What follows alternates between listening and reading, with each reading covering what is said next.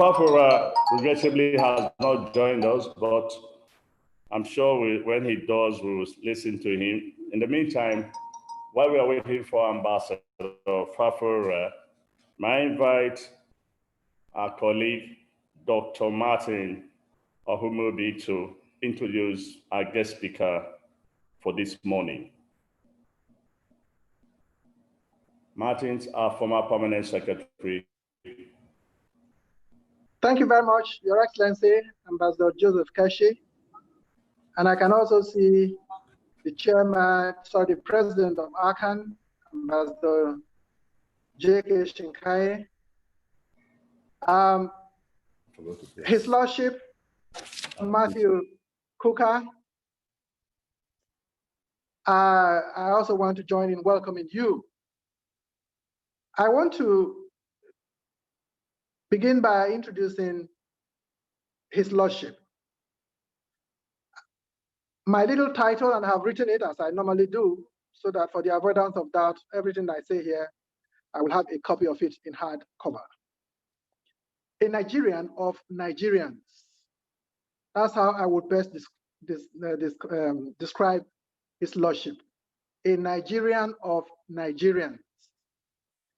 There are certain very special individuals of whom God Almighty continues to extend His firm hand of benevolence to the Nigerian nation, irrespective of our many shortcomings and challenges. Certain individuals to whom Providence has handed the custodianship of the soul of Nigeria in terms of the uncompromising values of authentic, true, and genuine nationhood. Certain individuals whose lives and times encapsulate the spirit of Nigeria, which I will call otherwise Nigeria centricism, in the form of an indestructible hope of survival, endurance, and progress. One of the most eminent of these individuals, in my own thinking, in the present time, is the indefatigable, most Reverend Bishop Matthew Hassan Kukah, PhD. There are many people who consider the very Reverend Kukah a special gift to Nigeria, and I'm proud to be one of them. The reason is that a country of such intense complexities, contradictions, temperaments, of such benevolence and opulence as Nigeria, demand a character like Kukah, a rare combination of fierce moral authority and the unbending willpower of patriotic integrity. Reverend Kukah appears to me as an emancipist of the conscience. Emancipist of the conscience. In the category of the dearly beloved and world-renowned South African cleric, the Most Reverend Desmond Mpilo Tutu of blessed memory. Among the many features Kukah shares with Tutu is what I call the faith-knowledge duality. The faith-knowledge duality, where spiritual alertness and temporal awareness come together to a devastating positive effect. Kukah's robust response to our world of conflict and anomie has always been the gospel of peace. She has consistently located a greater understanding and appreciation of the many things that bind us together as a nation, and even the many glories of our diversity. Kukah apparently realized early enough in life that he has been called by God for a special purpose in life, and he accordingly accepted that socio-political mandate of reconciling men to God and men to men. Born on August 31st, 1952 in Anchuna, Ikulu Chiefdom or in Zango Katar government area of Kaduna State, Bishop Kukah, by the special grace of God, developed in strict fidelity with his fundamental life calling as a champion of faith. His early missionary education includes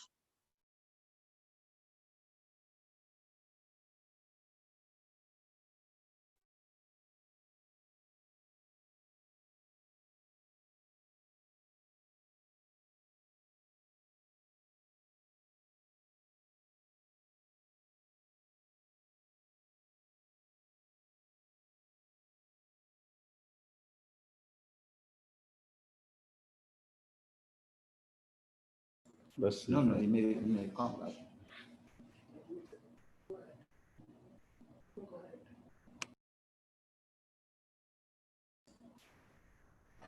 We seem to have lost Martin Switzer joining us from Benin, but we'll reconnect with him. But in the meantime, if it's right,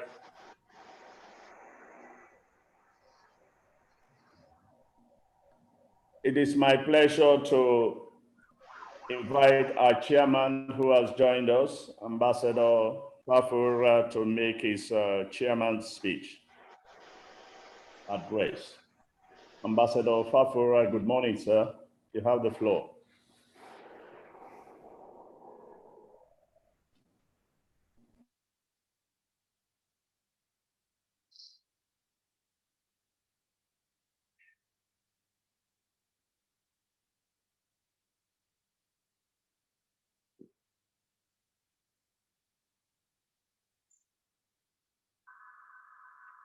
Floor.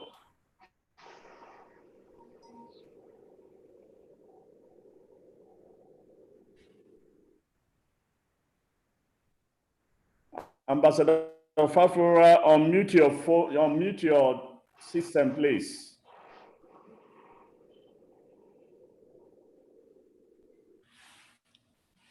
Well, okay. I guess at this point that we are experiencing technical difficulties from our chairperson and Dr. Martins, we have no choice but to go straight to the lecture. And on behalf of the president of ACAN, all of us gathered here this morning, I welcome Bishop Kukah and I apologize that your introduction was cut short, but the truth remains that Bishop Kukah, you are well known in this country. I yield the podium to you, Bishop.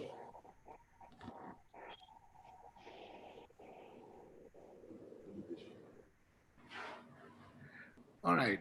Brother Keshi, can you hear me? Hello, can you hear me? Yes, we can hear you. All right. It seems to me like the reception is better in Sokoto than it is in Lagos. or in Benin and Abuja. Right. Well, first of all, let me salute my uncle and my friend. I can proudly call him my friend, Ambassador Dapo Fafora, who has remained a scholar. And I hope that we will still be able to listen to him perhaps much later.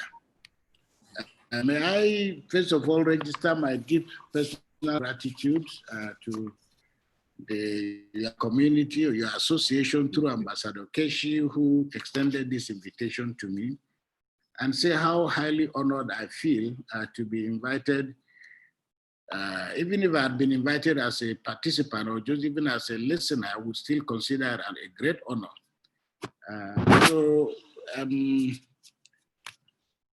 I therefore congratulate you, as you struggle to reposition our country and to feed this great nation with new and fresh ideas.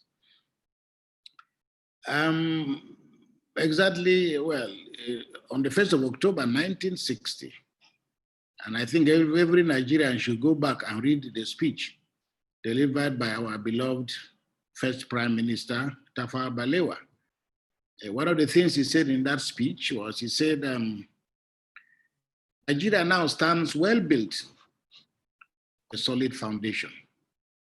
This was after he received the instruments of the handing over of Nigeria as a sovereign nation to the hands of ordinary Nigerians. 60 years, of course, is a long time, and definitely even this is the subject of many theses, not to talk of just a single lecture. I didn't take on this challenge because I thought I could exhaust the issues. But I just thought it's important for us to reflect about the state of our democracy and by extension, the state of our country. What I'm going to do is to speak to a few issues I have already addressed, especially in a lecture which I delivered at Ojukwu University in Awka, Anambra State on the 20th of March. And the title of that lecture was Nigeria, What Time Is It? I'll be making reference to it because in the lecture, I tried to raise a few other very difficult but also fundamental questions as to whether where we are now is where we expected to be. In your concept note, you indicated that you would like us to try and examine, or that you are hoping to examine, how the lofty dreams, this is quoting your concept note now, how the lofty dreams of our founding fathers of building a just and equitable nation where no man is oppressed can be attained. Well, if you fast forward, I'm sure if we say that today, many Nigerian women will tell you it should be where no person is oppressed. But notwithstanding that, I first of all want to make the preliminary observation on a note of caution when we speak about founding fathers. I am a bit cynical about the usage of this expression, and I hope that the listener will permit my cynicism, because I think it's fundamental. We borrowed the notion from the Americans, and I think that when we apply it to our situation in Nigeria, you will discover the reasons for my cynicism. I think we should be speaking with great honor and respect to our, those who were here before us, the people we call our founding fathers. But we must accept that they were children of different mothers, perhaps of the same father called Nigeria, but definitely children of different mothers. The orientations of Nnamdi Azikiwe, the orientation of Awolowo, the orientation of the Sadona of Sokoto, the orientation of Aminu Kano, and what they thought and how they felt this country should grow were slightly different in context and content. But to the extent that they didn't sit down together, they were brought by the British. They didn't sit down together to decide, this is what are we going to do, and this is what we're going to do for our country. Now, so they didn't come together to found a nation in the way that the Americans did. We were given this country by the British. We can argue about the details of that, but we were given this 924 or so thousand square kilometers by the British. Had the British extended an inch, we will still be making that claim. Had they reduced it, we will still be making that claim. I had the singular honor of visiting one of these countries, specifically Jordan, many years ago. And in Jordan, there is a part of Jordan that is called Churchill's Hiccup. And the joke about that part of Jordan is based on the fact that it was believed that when Churchill was arbitrarily drawing the line of what would finally become Jordan, perhaps in between drinking his brandy, he had a hiccup, and that line dropped. But today, that line has been framed in the territorial claims of Jordan. So the point I'm making is that we must address the fact that we didn't found this nation in the way and manner that is being suggested. We were brought together under a gun, and we are finally given a constitution. As I said, we're given land which is now ours, which became the basis of that independence. We were also given a language by the British. We were given a culture. We were also handed over and we were given a bureaucracy. And we, of course, proudly call ourselves, and if you go back and read the speech of our first Prime Minister, Tafawa Balewa, on the 1st of October, the speech I've referred to, he admitted the fact that we are the Queen's subjects. And Chinua Achebe, as you know, wrote his little book about the colonial protected children, telling his own story and his own experience. We were also given a system of government. We were given currency, and we can go on and on and on. I'm just underscoring the fact that the claim we make about founding fathers is a bit overstretched. If you contrast that with the Americans, and I'm making this point in order to prepare our minds for some pretty difficult questions that I find myself trying to confront with. And I think we also need to confront ourselves with these questions, because if after 60 years, a lot of these issues are still unresolved, my argument is that we need to reframe the questions and still return to the scene of the crime. Unlike the Americans, who can really and genuinely lay claim to being founding fathers, the Pilgrim Fathers, finally, they settled in America for all kinds of reasons. They were fleeing Europe. They came for different reasons, but their subsequent existence under British colonialism led them to a war of independence. They won that war, not in the way and manner that contrasts very sharply with the claims we may have about fighting for independence. In our own case, the fight was slightly different because it was, as you see in context, even after the independence, the GRAs, the government reservation areas, still remain.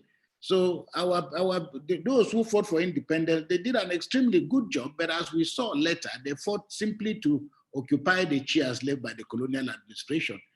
Very little has changed in that context in terms of how people perceive their roles. But in the case of the Americans, as I said, they are legitimately entitled to talk about founding fathers because they founded their country, they fought a war and won a war. And in 1776, they declared their independence. And then if you go back and read the speech of the declaration of that independence, it formed the foundation for what is now modern America. Now, we had clearly a case of people like Thomas Jefferson, John Adams, Benjamin Franklin, the two Roberts, Langston and Sherman, who can claim authorship of this sacred document that finally became the Constitution. In our own case, we've had a long history, and I will come to that, of struggling to make a constitution that resembles us or captures our cultural aspirations. And from 1914 up till date, we are still unable to come to terms with the reality of the constitution. So even the fact that our constitution is still a contested document suggests very clearly that it will be too much, we are reading too much into the text when we talk about founding fathers. Now, let me start on a note of greater optimism, say that, of course, I look back with a lot of emotions and sentiments at independence.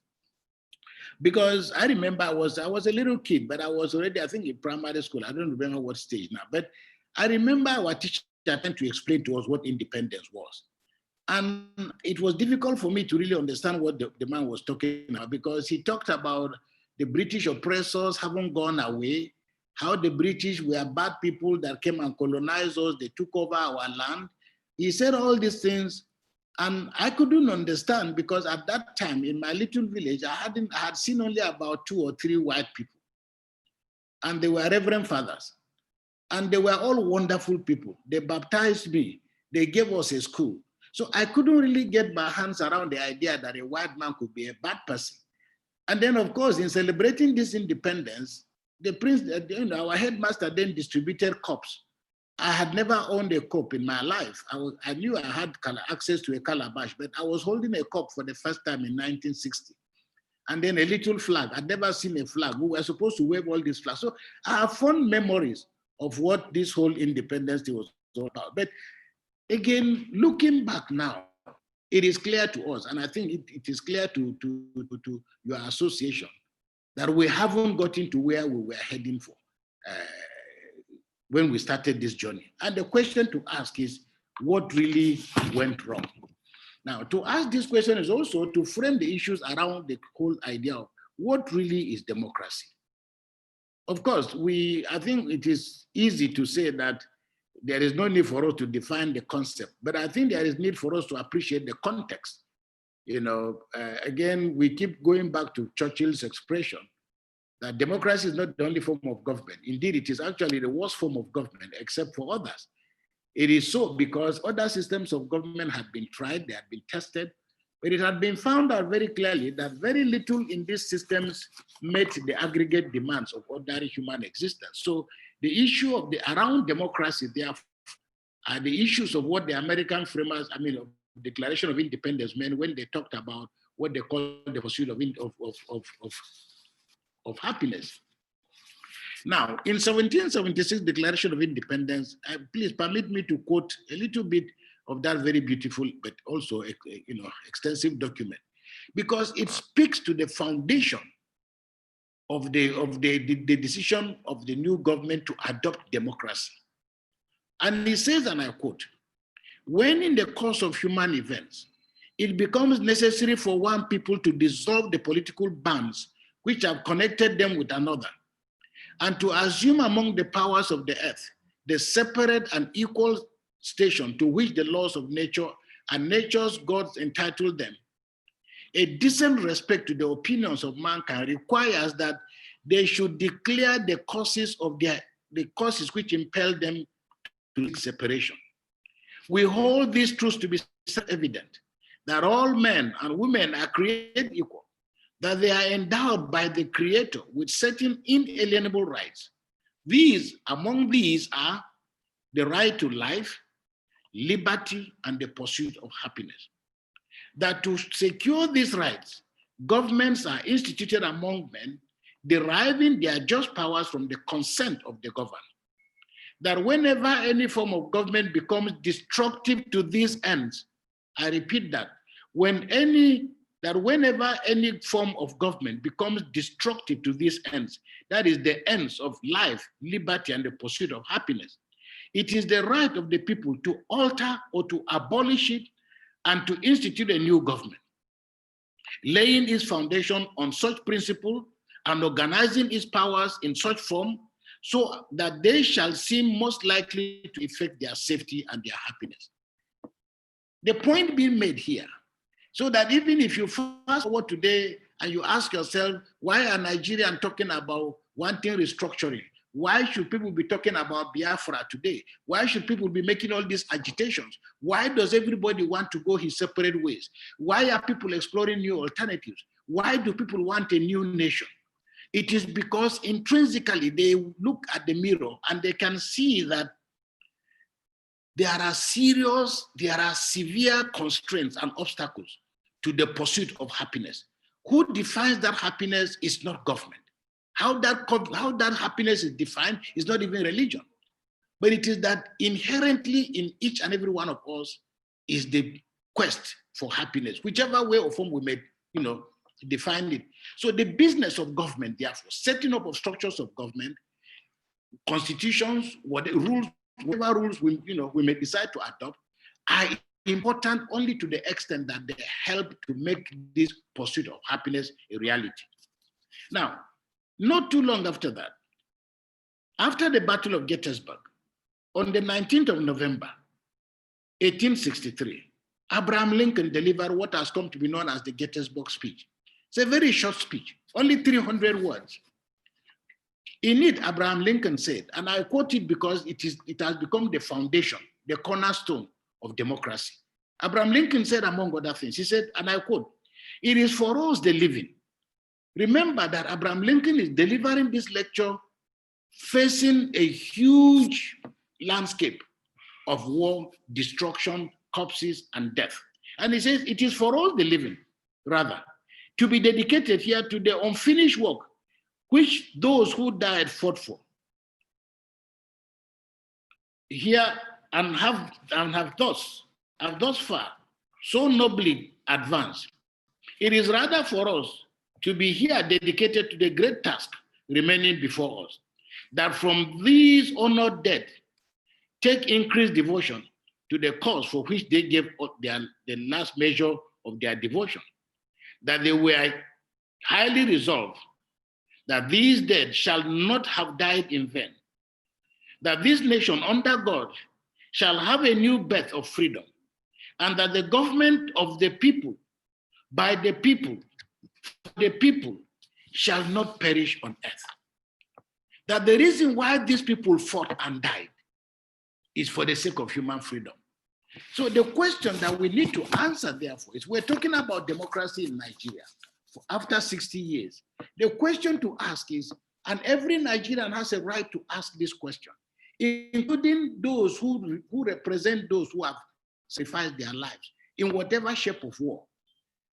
Have we come closer to the goals set by democratic countries in the quest for freedom? And of course, the next thing for us to address is there are 4 pillars that make up democracy, that hold the temple of democracy together. And without these pillars, democracy collapses. Justice, representation, equity, and freedom. Those are the 4 principal pillars of democracy: justice, representation, equity, and freedom. Justice, purely and simply, is about individuals feeling that when their rights are infringed upon, their sense of dignity, that when any obstacles are placed in their way that make their pursuit of happiness difficult, justice ensures that those obstacles are removed. Representation, that people have to have a say.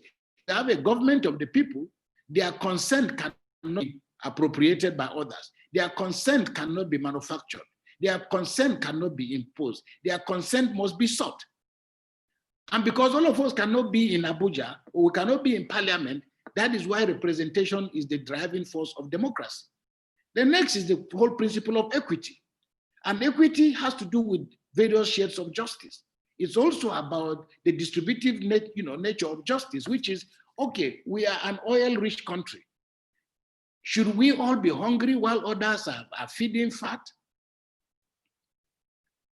Should certain people be able to get a particular kind of education and others are unable? Should certain people be able to get a certain quality of healthcare and others cannot? The next is the whole principle of freedom. Freedom of speech. Of course, freedom of speech is not freedom to speak irresponsibly. Freedom of speech is freedom to make contribution, no matter how unsound, uneducated my views may be. And you have to have freedom of religion. And freedom, people talk about economic freedom. So when you put all these things together, democracy revolves around these principles. Of course, there are other normatives that democracy has, and democracy manifests itself in elections, which are processes by which our representatives are given their mandates. Then we have the need for participation, popular participation, that there are no constraints that citizens face, and that the right to participate is a right that falls on every citizen in a democracy.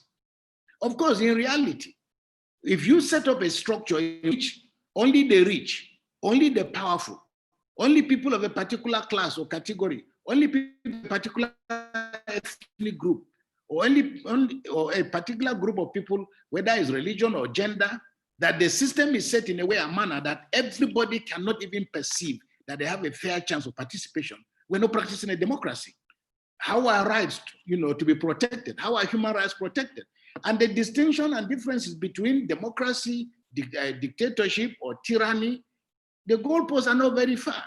Because even dictators lay claim to administering other aspects of government. And very often, people think that democracy, that is why, especially in Nigeria, because of how uninformed a lot of those who govern us are, people think that you hear every time governors are telling us these are the dividends of democracy. And what are the dividends of democracy? Oh, these are the roads we are constructing. We are giving people water. We are building bridges. We are doing this, that, and the other. In reality, you don't need democracy. If it's just about building bridges and building roads, you don't need democracy. Some of the best roads could have been built under dictatorships, in the same way that the British left us the quality of roads that no government has ever surpassed. Hitler left for the people of Germany a quality of roads and infrastructure that many governments have not surpassed. All the wonderful structures we have in South Africa that Nigerians are shamelessly going to South Africa in pursuit of joy and pleasure, all those roads were not constructed by Mandela. They were not constructed by Thabo Mbeki. They were constructed under the brutal government of apartheid. So democracy is not about infrastructure. Democracy is about creating an environment where ordinary citizens just feel that they can aspire, and that I can legitimately tell you that I would like to buy an aeroplane. And you will not look at and say, who are you to want to buy an aeroplane? And I can say, look, I would like to become a scientist. I would like to be able to qualify to go to the moon in 20 years' time. And that my country and the environment can make it possible for me to have that aspiration. These are the ingredients of, that make up democracy. So it's important that we understand that democracy is actually new on the terrain. American political scientist Samuel Huntington, who was actually my teacher, at the Kennedy School. But Samuel Huntington talks about what he talks about, the 3 waves of democracy, because the world was never always democratic. I mean, we keep going back to Athens and so on, but the world was never really democratic. And what the Greeks left for us has been refined and purified. But the first wave of democracy, according to Huntington, happened late, in the 19th century, from 1828 to 1926. But also where we had the militaristic culture of fascism and communism seeking to destroy the foundations of democracy. So that by 1926, although there were about 30 democracies around Europe, but by 1926, only 12 democracies had survived because the militaristic tendencies of fascism, communism had destroyed the foundations of democracy. The second wave of democracy occurred in 1962 or thereabout. And we can see that within a very short period of time, the world had about 36 democracies. But those 36 democracies had gradually begun to drop until they are revitalized again in about 1974, in the 70s or thereabout. These periods are contiguous with the periods in which most African countries, Asian countries attain their independence and so on and so forth. So the quest for democracy, the quest for freedom has always been manifested in the process and programs of democracy. So by 1989, many people talk about that was African second generation, because the argument was that, look, in 1960, when we got independence, the military came in, and the military dictatorship in many respects was far worse than the colonial state, because the colonialists left us better infrastructure, better healthcare, better management of our figures, and a better civil service. And I'm sure many of you, even in the foreign service, will appreciate. But the military came in and destroyed the foundation of processes, whether it's the bureaucracy, whether it's the military itself.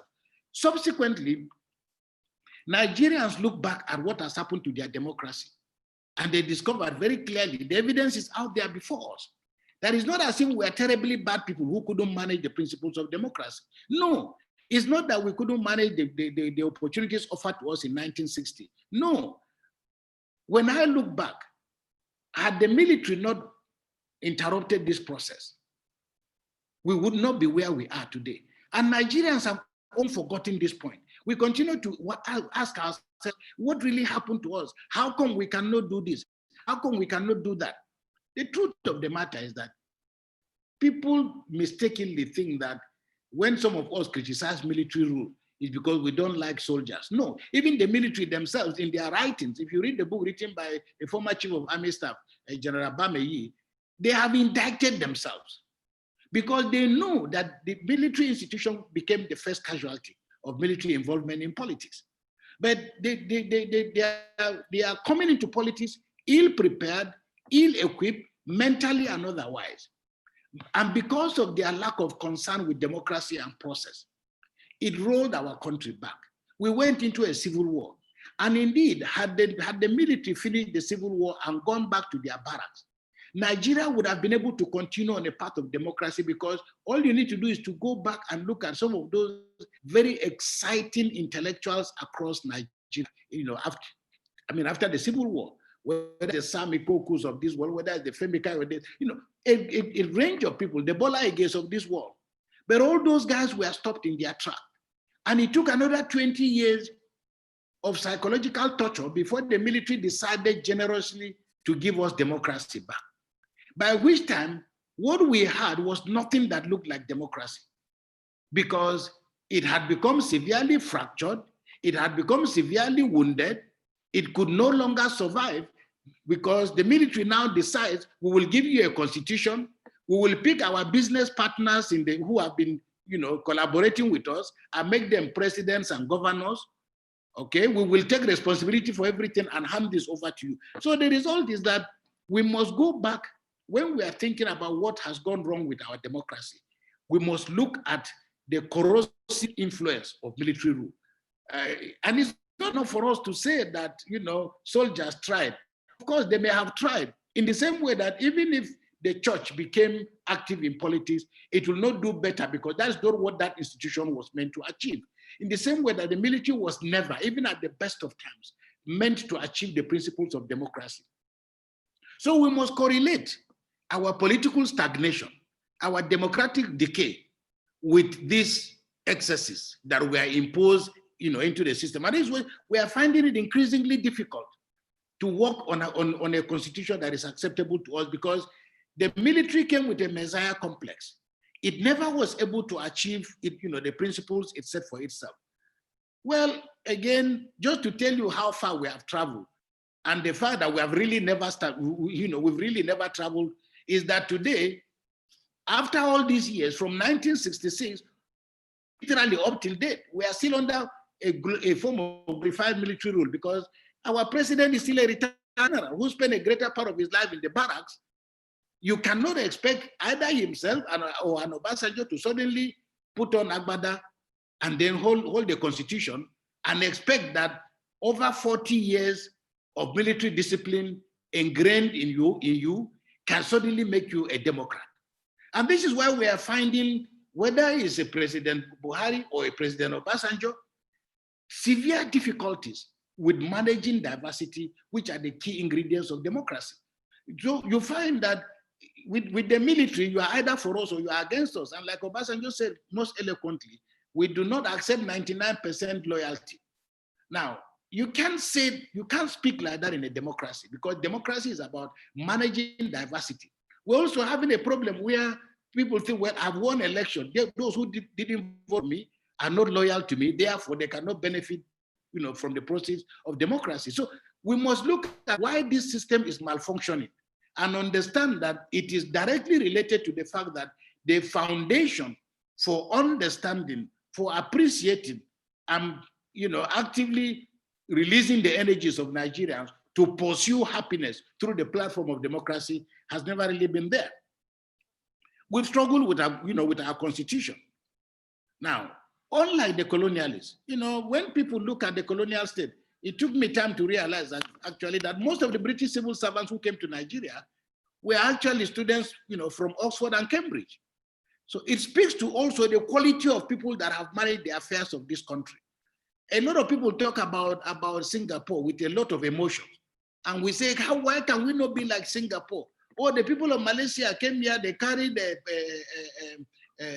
palm, they took palms from NIFO. Now, look at what they have done. Now, those arguments don't make sense precisely because we are comparing oranges and apples. Singapore had to be what it became because Lee Kuan Yew focused on merit and meritocracy. And there is no substitute for that. That is, if you come first in the class, something must happen.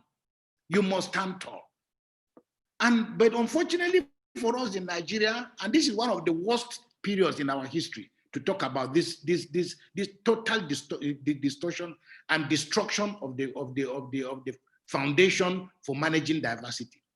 We've never had it as bad as we are having it today, where power has become so privatized and ethnicized and is distributed on the basis of region and region. We can therefore not pretend in Nigeria that we don't know why we are malfunctioning. We don't know why we can never reach our destination, because no train going on this path has ever reached its destination. So if we don't have a country where ordinary citizens know the finishing post, if you don't know the benefit of passing and failing, then there is no need sitting for an examination. And everywhere in the world, people will tell you very clearly that the reasons why Asia has succeeded is not because about oil. The reason why other countries have succeeded is not about oil. It's about the ability to understand the principle of putting the right people in the right places. And I'm not talking here about just people passing examination. That is important. But also leaders must come with a background. That is, if you want to be president of Nigeria, what have you done well that qualifies us to handle this responsibility. And if you look at the history of this country, I've said it a million times, but I repeat myself. Every time we've had a president in Nigeria, he has been a president who has come by accident. And you can start from the beginning right up to where we are today. So the kind of mental toughness, the mental preparation that you require to be able to know your country, to understand its people, to understand its culture, to understand their values, to understand the differences, to understand the diversities, and the capacity and the tools we require to manage that diversity, those have not been some of our greatest gifts. So moving forward, the question therefore will be, if we were to look back at ourselves, we'll ask, we're saying, okay, there is a problem with the constitution. There is no country in the world that has made the idea of a constitution a charade the way Nigeria has done. How is it possible that we tried to look at the constitution way back in 1914? In 1922, we made an attempt. In 1946, we made an attempt. In 1951, in 1954, in 1960, in 1963, in 1979, in 1999, yet we are still saying we still want to review our constitution. Something must be wrong. And we know it. And the tragedy with what is wrong is that we know what is wrong. We know what is wrong. You know, these things are very simple and pretty straightforward. There is a simple way of knowing whether you are living in a democracy or whether you're living in a dictatorship. Very simple. You ask yourself, is your government afraid of you? If your government is afraid of you, then you know you are living in a democracy. It means that the government knows that if it behaves irresponsibly, citizens will punish you. They will go to the streets. If you raise the price of fuel without negotiating with us, we'll go on the streets. If you raise the price of our basic commodity, whether it be rice or bread, we know that revolutions have happened as a result of food riots. Now, if it is the people who are afraid of government, then you are not living in a democracy. You may have all the elections in the world. You are not in a democracy. You are in a dictatorship. So it is the people, that's why you hear me saying over and over, please reduce this talk about prayer and God in our electoral processes. Okay, we're not a parish council, we're not a church council. So we're not looking for the best people who are holy, who are kneeling down on the altar. That's not what we're looking for. We are looking for people who can fix our broken roads, who can give us electricity. How do we explain that 60 years later, Nigeria cannot provide electricity for its people? 60 years later, we cannot guarantee our children education. 60 years later, our mothers are still dying. 60 years later, our children are still dying. 60 years later, we are still struggling with polio and malaria. And even we require others to come and help us fight malaria and fight polio. Just a few years ago, we required somebody like Jimmy Carter to come and help us end hookworms in Nigeria. And yet, we are still buying humongous structures in Europe. They've driven us from Europe. We are now heading to Dubai, shamelessly. So the issues around democracy in a country like Nigeria, where increasingly our people are becoming very educated, our young people are becoming increasingly very educated, we must prepare because there is a storm that is coming. So let me now try and see how I can end.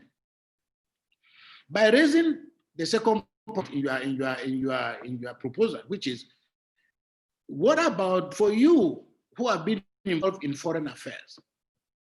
The question to ask is, I'm sure that if Jaja Nwachukwu were to come back to Nigeria, you'll probably call our foreign minister, a good friend, Onyama. I said, one name, Gini Neme, what exactly is going on? Does this country have a geopolitical map in terms of where are we going? Where do we want to go?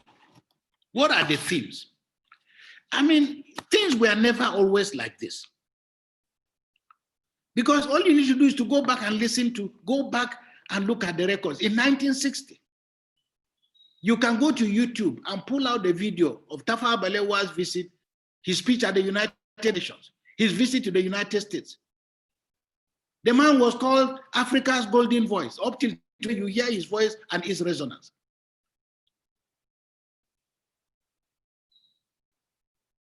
Tafawa Balewa became the first, perhaps the only African, perhaps after Mandela, following was Mandela, to adorn the pages of Time magazine. And on the edition of Time magazine of the 5th of December 1960, after October 1st, Time magazine celebrated Nigeria by making our prime minister man of the year, to send out a signal about what the world was expecting of Nigeria.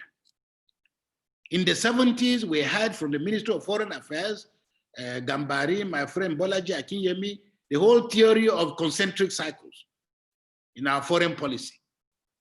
We first, our brothers in West Africa, others in Africa, before we start going to Europe. But really, today, what can we say about our foreign policy? Let's not deceive ourselves. There was a time when we worked with a swagger. We remember those times when we occupied the chairmanship position of the anti-apartheid movement at the United. We remember those times. We knew when we were catapulted to a frontline state, emotionally, not geographically. We've had good times.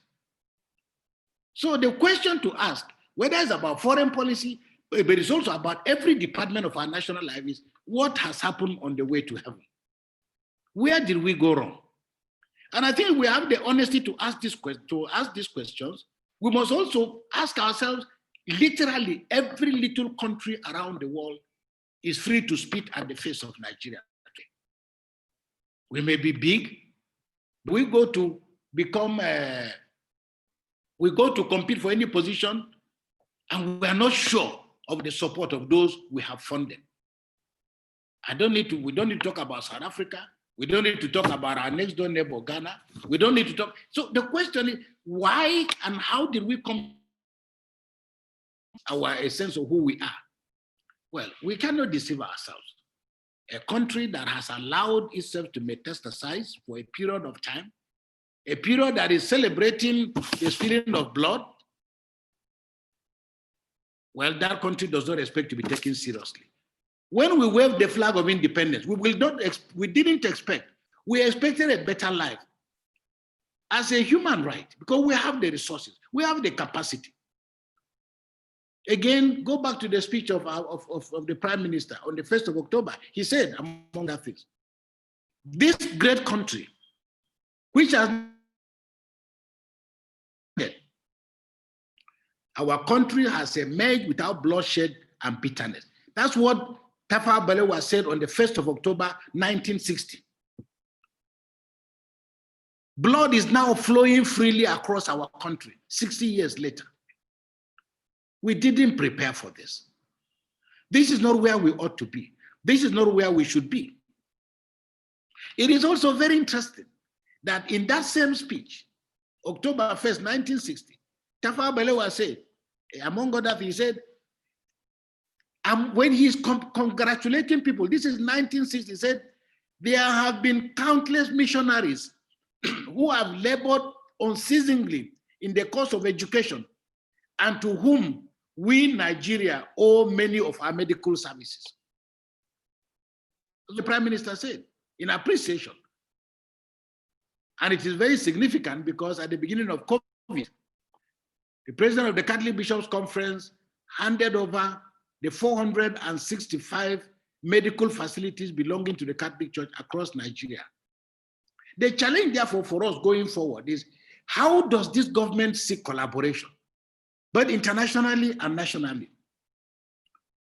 Today, the platforms for collaboration exist, but they are far from being properly used. So going forward, I think I want to end by simply making a simple point. What is the way forward? We are a nation of hope. And I also, as a priest, hope is a commodity that I cherish very much. But we are in a digital knowledge economy. We are in a world now that has changed so dramatically, part of which we are benefiting today. As at December or even January this year, none of us expected that there would be a technology of this nature I will be sitting down and talking to ourselves using Zoom. But where the world is going now has no place for ethnic jingoism. It has no place for religious arrogance. It has no role for cultural arrogance. It has no role for nepotism. It has only a role for a world where knowledge is what defines the future. So going forward, Nigeria must begin to prepare for a world that can accommodate the massive intellectual capacity and mental capacity and energy of our young people. We must insist that everybody and anybody seeking public office in Nigeria has the requisite qualification. Elsewhere, in South Africa, even just down the road, let me put it that way, there are positions that you don't just get like that. To be appointed, in some places, you have to be interviewed.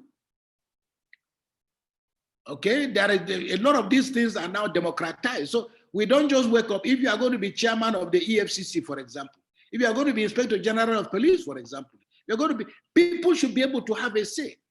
But our method of recruitment that simply rewards people under the table on basis of religion, on basis of clannishness, basis of nepotism, on basis of other interests. A country that rewards its people by whispers cannot hope to have a place in the new world order. Finally, I congratulate you, I congratulate our great country, I congratulate all Nigerians, I congratulate our president, and I call upon him as we celebrate 60 years of independence to appreciate the fact that Nigerians expect more than what we have now. To help him to understand that we need to build, not to pull back. We need to build on the opportunities that are available now. Because increasingly, we have never been as divided, we've never been as cynical, we've never been as sad, we've never been as frustrated as we feel now collectively as Nigerians. And I think the challenge going forward is for us to appreciate the fact that the rest of the world is not going to slow down, to accommodate our waywardness. It is my prayer and my hope that October 1st, 2011 will see us a greater nation, a better nation, well organized, better prepared to hold hands with one another as we seek common citizenship and seek to build a great country. I want to thank you very much, and sorry I've taken perhaps more than the time allocated to me, but thank you very much, Ambassador Keshi.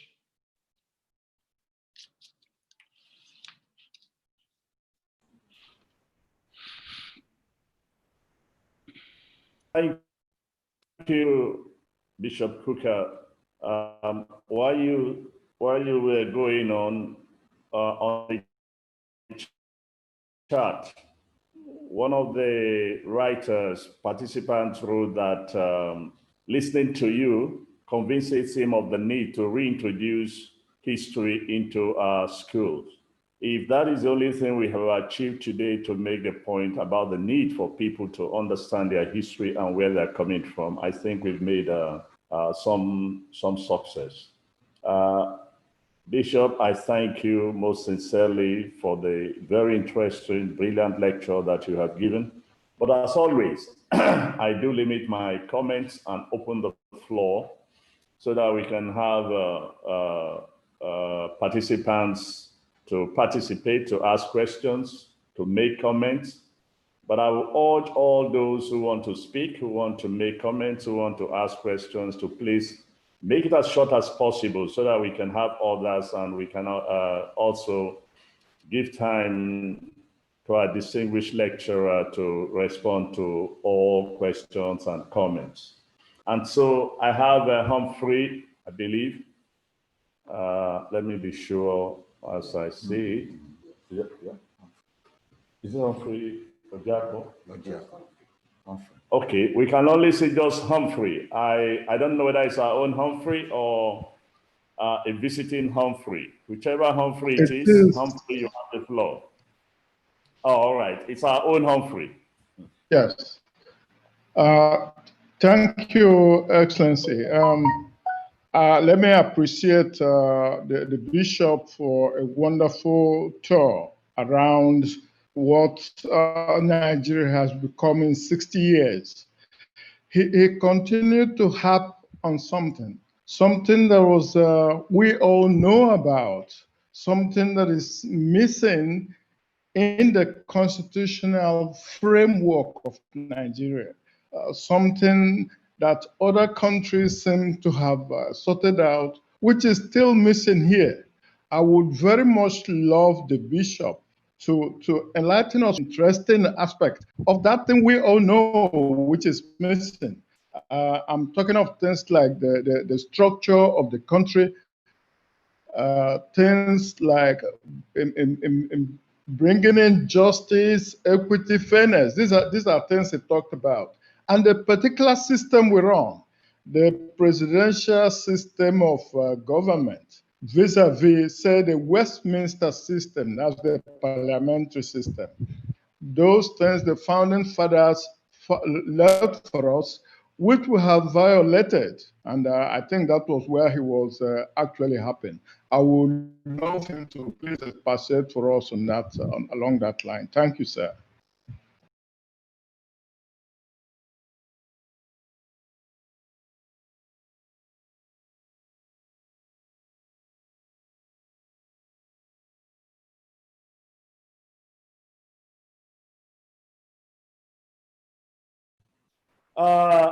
Humphrey, you have unmuted yourself. Please, I mean, you have muted yourself, Humphrey. I have actually finished my question. Unless you didn't hear Okay. me, I could repeat. No, I'm sure we heard the better part of your question. Ambassador Akinsoya, I can see your hands up. Ambassador Akinsoya. Well, thank you, Mr. Moderator. Let me join in congratulating our Lord Bishop Kukah for his brilliant lecture. One is not surprised. I've had the opportunity to hear him severally, even in Tana, the Tana governance series in Ethiopia. Thank you, sir. You went the whole hog about the history, the evolution of democracy, the Orthodox Greek democracy that was refined. And you also went the whole log on our experiences. But something I found missing in your presentation is the African perspectives, which perhaps some people, some scholars have indicated that perhaps that could be a way forward in coining out, in reconstructing democracy, or so to speak, or a sort of trado democracy, if you like.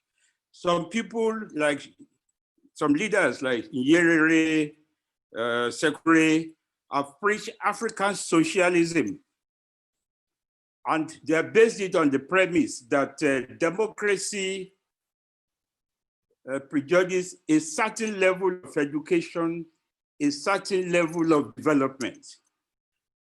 Does African countries wait until they get that level of democracy, of development, or literacy or education before they can be considered democratic?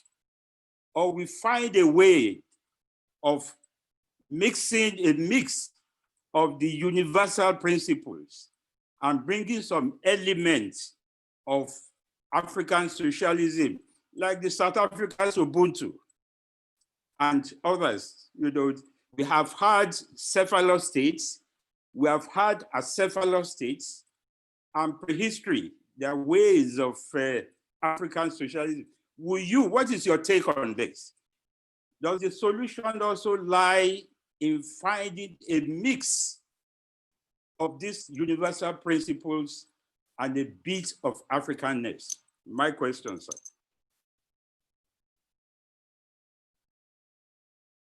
Bring in our first lady for this morning, Ruth Budong.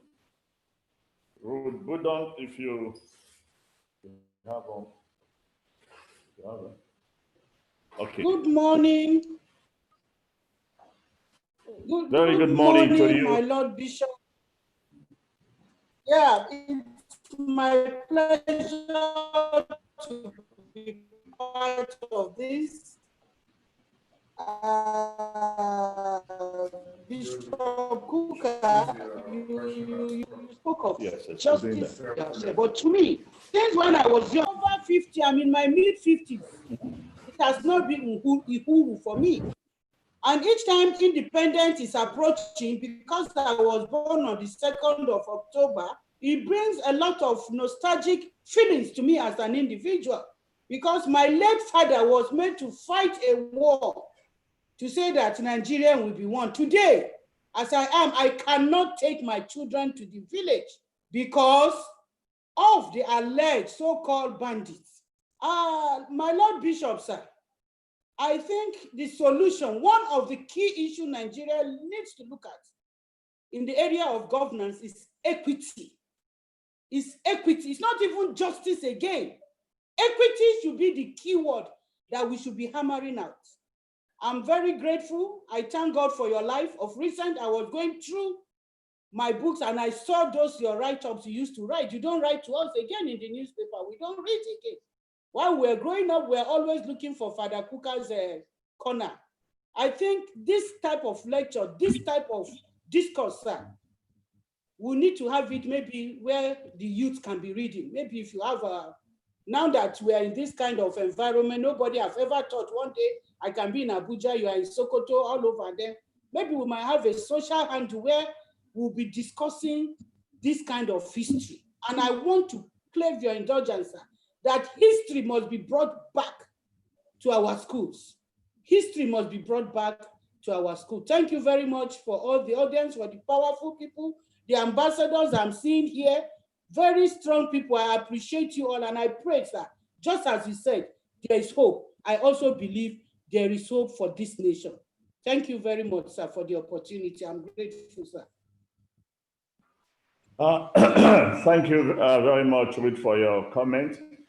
I now give the floor to another lady, Ambassador Chris Mbonu.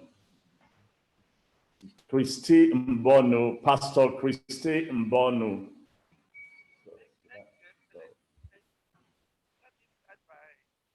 Christy, please plug in your earpiece very well today so that we can hear you very clearly.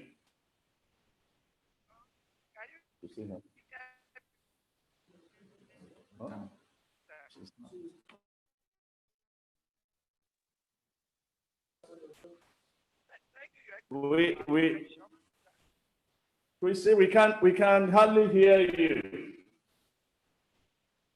We can hardly hear you. We are not hearing you. Can you hear me now, sir? Okay, at least I hope everybody is hearing Christy. Not quite.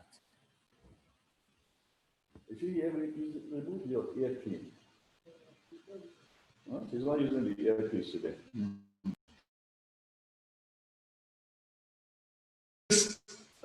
Christy, please, I'll come back to you while you sort out Ambassador Igali. You have the floor, Ambassador Igali.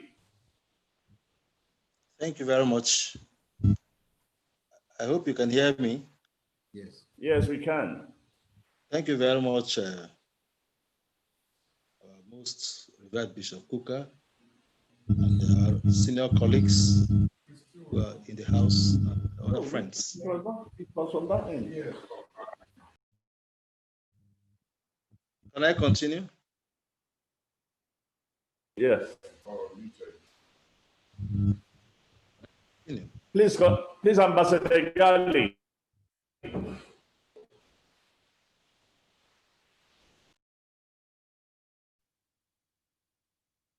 Should I continue? Continue. Okay, thank you very much. Okay. Bishop Kukah, thank you very much for your lecture, which always is a pleasure. I am particularly enthused to talk because this area of national integration, besides being a diplomat, It's my area of academic interest. I did my PhD actually, specializing on national integration, what keeps some nations together and others to break up. And I would like to crave the indulgence of my colleagues here that on this series, I may often want to say something. Now, I have a few comments and then quickly a question. I would like to say something with due respect to our Lord Bishop, that I believe that we have founding fathers. We have founding fathers because from the time of the Ibadan Conference in 1950, the British allowed them to talk among themselves, just like the founding fathers of the American state and other nations. They debated among themselves. And by the time they now went together to London to start talking from 1953 up to when we had the independent constitution, if you go through the minutes of the discussions in the various Lancaster House discussions and back in Nigeria, the British were like umpires. Perhaps they could have tried to influence things from the back, but they allowed the Nigerian leadership to talk and talk and talk among themselves and agree on what form of democracy, what kind of country they want to have. And that's why in 1954, they agreed on a federation. So to that extent, they all were able to express themselves and finally agreed on federalism. And the rest of it, they say, is history. What happened in 1966, and all our efforts are trying to make a constitution. So they were committed to the ideals you mentioned of a country that will be the perfect country, even if there were differences. But then let us never forget as Nigerians that many of the examples of countries we give do not have the kind of heterogeneity and the diversity that we have. We've had major points that this country could have gone apart, but the various leaders at different times, be they civilians or military, have tried to keep us together. And I think that is something quite cheering. And we should be optimistic that we can improve and we can be better. And the ideals of the founding fathers, yes, we've not really yet gotten to Uhuru, but we've tried, as a matter of fact, to be able to build a country. And we have to continue because every nation building of nations is a work in progress. And well, having said that, my question, right now, there is a lot of debate. There are some of us who believe that there's a fundamental departure from the 1960 Constitution. Fundamental. Therefore, we need to restructure the country. There are others who say, no, you don't need to do that. There's a National Assembly. Just go there and participate in the debate. And they will keep doing the kind of scissors cutting and pasting. I would like to hear the views of our guest speaker, or Lord Bishop, on that matter, because it is something that is topical. We need to discuss. The second thing is, your Lordship, the question of the elite. I hold the view, and strongly so, that we, the elite, have a fundamental role to play in what happens in this country after today. We have to keep working on making this country better. And I would like to hear your views. What has been the place of the elite, and what kind of roles will you want to see the elite play more in trying to rebuild this country? Thank you very much.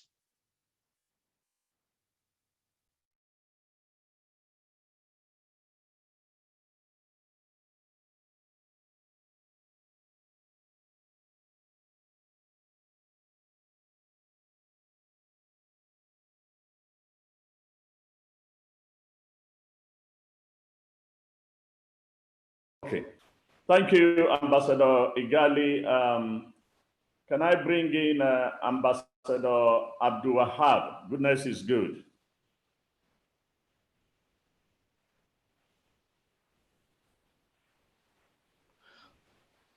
Can we find him? Good afternoon over there. We are morning here in New York. Maybe I probably give you with the best greeting, international greeting. May the peace and blessing of Almighty God abide with all of you. Thank you, Mr. Moderator. And I wish to thank our own ambassador, our own Bishop Kukah, for the brilliant expose. I really enjoyed the lecture, especially where you take us back to the history of the visit, the state visit of our late Prime Minister of blessed memory, Tafawa Balewa, to the United States and his address to the United Nations. Any Nigerian who watched that today will be sorry for our state of diplomatic and foreign relations. That was a great time, and thank you for actually, and I recommend, as the bishop say, everybody should watch that video again. I have to make it very brief, but I still expect Bishop Kukah to expatiate on the way forward, because where we are today, we know where we are, not where we're supposed to be. And that is the civil war, before civil war, sorry, the first military takeover. In 1966, actually is the foundation of the political calamity in our country.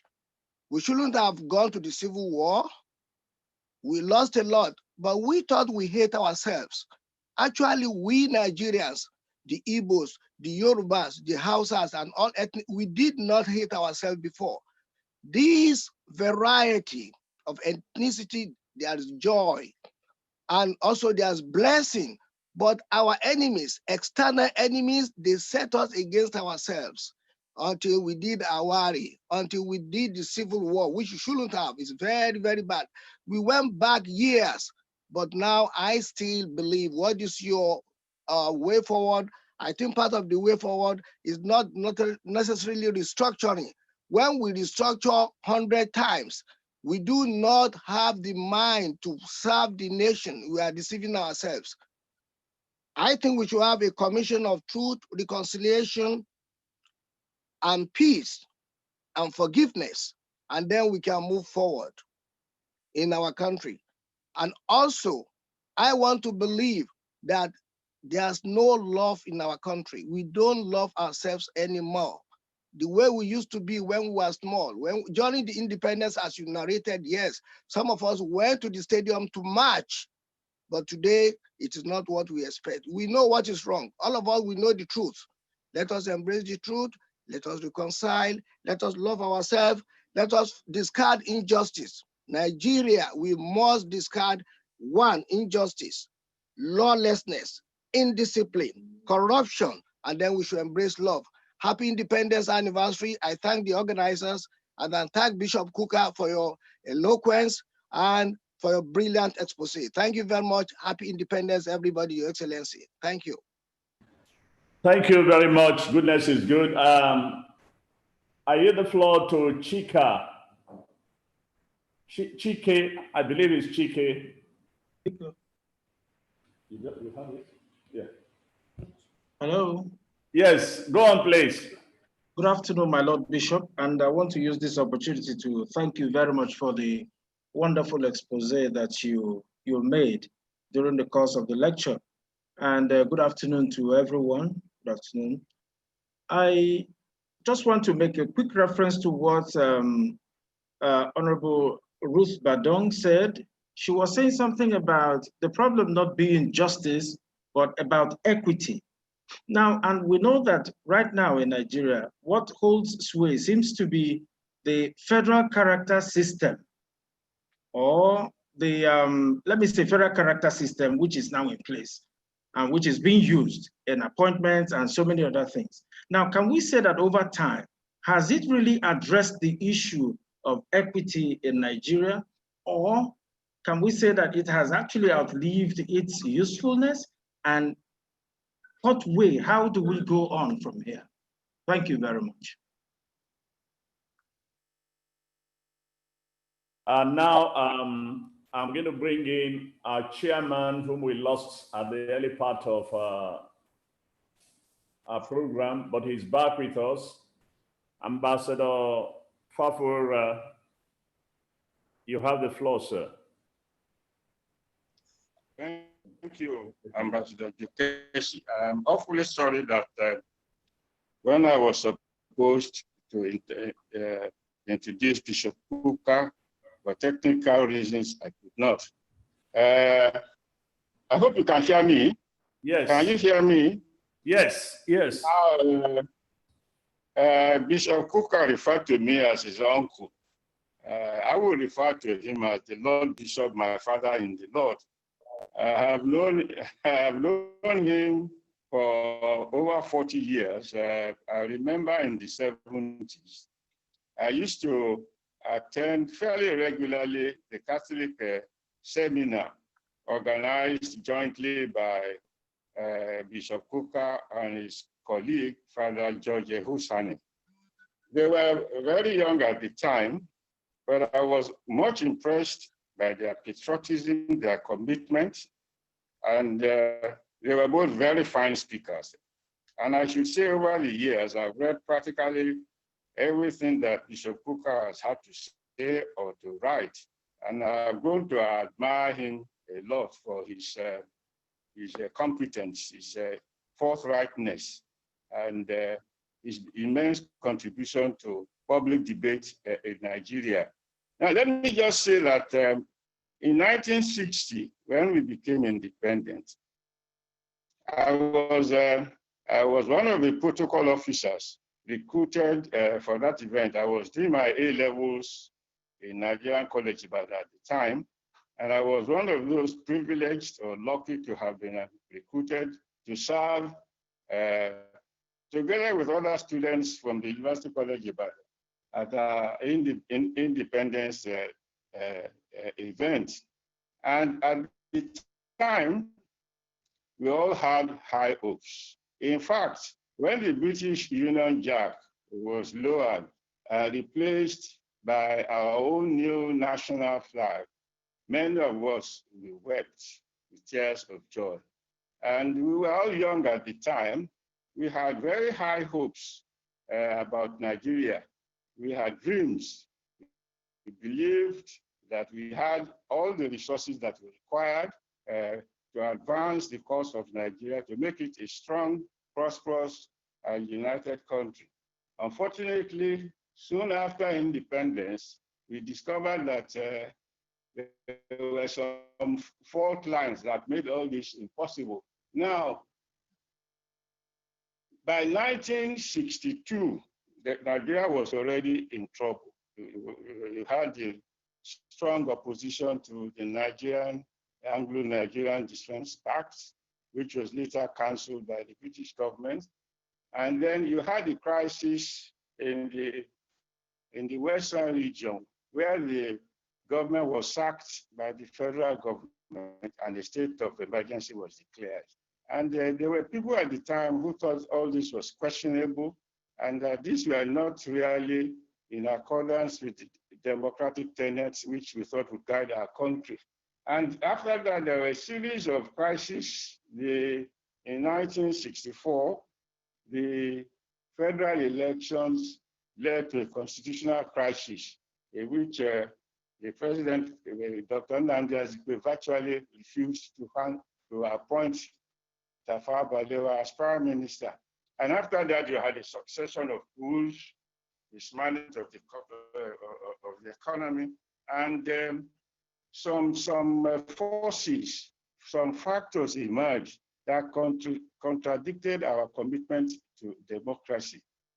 Some of these have been touched by Bishop Kukah, but I think over time, the Nigerian military has proved to be the main stumbling block to democracy in our country. At one point when he was under pressure to go, Babangida simply handed over power. And when he was removed 3 months later by the military, and Chief M.K. Abiola won the presidential elections, the results were simply unknown. Now, what are the main problems of democracy in Nigeria today, 60 years after independence? Bishop Kukah has brilliantly outlined all the major forces that have worked actively against the emergence of true democracy in Nigeria. I would not wish to add anything to that. But I want to also identify the following as some of the main roadblocks to the development of democracy in Nigeria. First, inherent internal conflicts triggered by vicious political competition and communal ethnic religious differences made worse by the fierce fight over resource control. Then you have increasing mass poverty all over that undermines the unity and purpose in our country. Democracy is not likely to survive in a country where poverty is so pervasive and endemic. Extensive and pervasive public corruption. This has also undermined democracy in our country. A massive mismanagement of our domestic economy over time. Up to the 1980s, Nigeria was listed as a middle income country with a per capita income of over 12,000 US dollars per annum. Today, nearly 90% of its huge population earn less than $1 a day. It is now listed as the poverty capital of the world. So all these factors are important when we are debating or discussing the roadblocks, difficulties in getting closer to full democracy. And I want to thank Bishop Matthew Hazan Kukah for his very brilliant lectures. It's one of the best lectures that I have listened to. And I'm not surprised. It so happens that he and I share, in some ways, in some parts of our academic life, a common institution, the School of Oriental and African Studies, where I gather he did his doctorate. He's a forthright prelate, an engaging speaker, and I have absolutely no doubt that from his lecture, all of us will have learned a few lessons. Thank you, Ambassador Keshi. We also like to go back to Dr. Martins. Dr. Martins, if you are still on, you have the floor. You have the floor, Dr. Martins.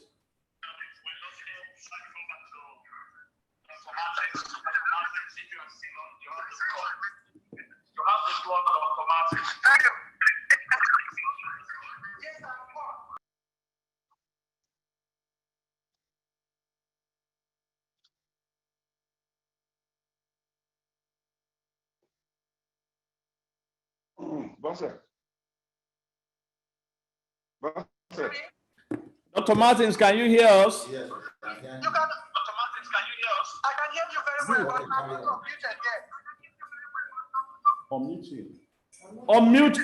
Unmute your phone, unmute your device, unmute your device.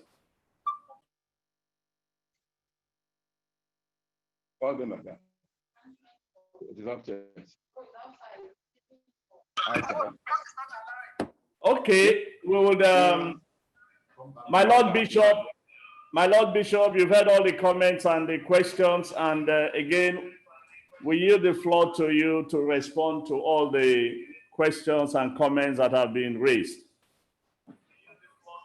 Well, once again, let me say how very grateful I am. I mean, I never imagined that I would be sharing the same platform with people like, and I see him sitting majestically, Ambassador Ignatius Olisemeka, a great gem for this country. You know, when I look at you people, especially in the diplomatic community, I just cannot imagine how much of our assets we are not able to use properly. But let me come back to, let me start perhaps from Ambassador Fafowora and say how very grateful I am for his comments. And, you know, one of the very painful things for me in Nigeria is that everywhere you go, here we are, Oxford, Cambridge, Harvard, Yale, all the universities of the world. We have alumni in our country. And perhaps this speaks to the whole question of the elite and elite responsibility. That we've now found ourselves in a country where it's almost as if you should feel embarrassed for having a good education. And most of this goes back to the way that the military treated the intellectual community and intellectualism. Having reduced the level of the scaffolding, it became very difficult because, as President Babangida said then, lecturers were teaching what they are not paid to teach. The result of that and the diminishing role of intellectualism and elitism in Nigeria is that we correlate that with the dysfunctional nature of the environment that we might now find ourselves where extraordinarily brilliant people are still not able to find a foothold in a society that is crumbling so badly. Two children of a very good friend of mine who just finished from a very prestigious university in America. I was talking to them and I said, when are you guys going to come back home? They said, Bishop, what are we coming home to do? We don't have a senator as an uncle. Where are we going to, where are we going to fit in? My argument, and I speak to the question that was posed about elitism, is that we must seize the moment. We must take back our country, because the mob have never built a civilization. And I don't say this disparagingly. There are reasons why other people sacrificed and paid for us to get an education. We cannot subordinate that education to standards that are lower than what we have experienced and learned. So I make the point, therefore, because all the things that Ambassador Fafawora raised, the existence of corruption, poverty, communal conflicts, all these are based on our inability to make up our mind about what really can functionally help us or work in a society such as ours. I have argued that managing diversity is a science. It's not something you leave to chance. Institutions, corporate organizations that are growing had to come to terms with this reality. Today, it's difficult to find a football club anywhere in the world or any national team that has not decided to diversify and include people of other races, even in the game of football. And this is why I feel severely pained where we are in Nigeria today, and how, when I speak, people think I'm angry. And I say, yes, I'm angry. Because we've never come to this kind of a situation where nepotism and ethnicity has become so blatant in your face. Do whatever you can. And the result is that we are watching and witnessing a massive hemorrhaging of the intellectual resources we require to build our country.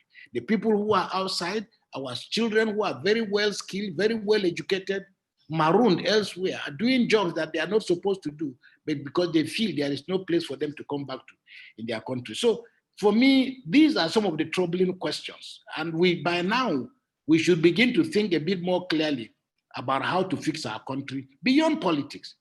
Because despite the emotional investment in politics, in the final analysis, politics by itself delivers very little, very, very little. So I think that people like you that have had this massive experience must become more involved in thinking through some of the difficulties that face our nation. And I think Chike, who is actually, he's my priest, but I think he's hiding his identity. He's my priest here in Sokoto. But thank you for your question on federal character. Nigerians like to think that, maybe federal character, there is something wrong with it or anything of the sort. It's like everything we are using, we believe something is wrong with the structure, but not ourselves. The question really is, federal character, I think in principle, is applicable everywhere. It's applicable everywhere. It is failing in Nigeria because we have subordinated the ideals that were supposed to be enshrined in federal character to less lofty goals. Because the whole idea was for us to ask ourselves, what do we really look like? And here, whenever I travel out of this country, one of the places I've always endeavored to visit is the Nigerian embassy in that country. And I've walked into the Nigerian embassy and been really, really very warmly received. But one of the things that always struck me in Nigerian embassies abroad is the diversity. You almost see people from different parts of Nigeria in the Nigerian embassy. But here, we have a situation where a very perverse culture of reward has emerged over time, to the point that civil servants, ministers, senators are measuring their contribution by not necessarily by how much state resources they have stolen, but how much effort they have made to recruit people from their villages to fill government positions. This is where we are today. Advertisements are being placed, and my office is being bombarded by young men and women who are looking for jobs, eminently qualified.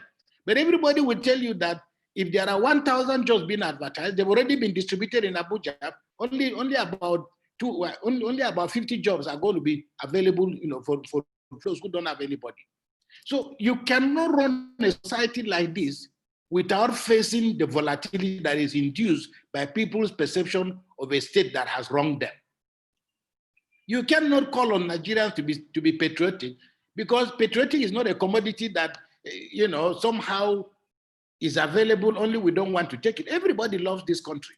But I find that many public officers love themselves and love what the country has done for them and the opportunity it has offered them to enrich themselves. That's when people become patriotic.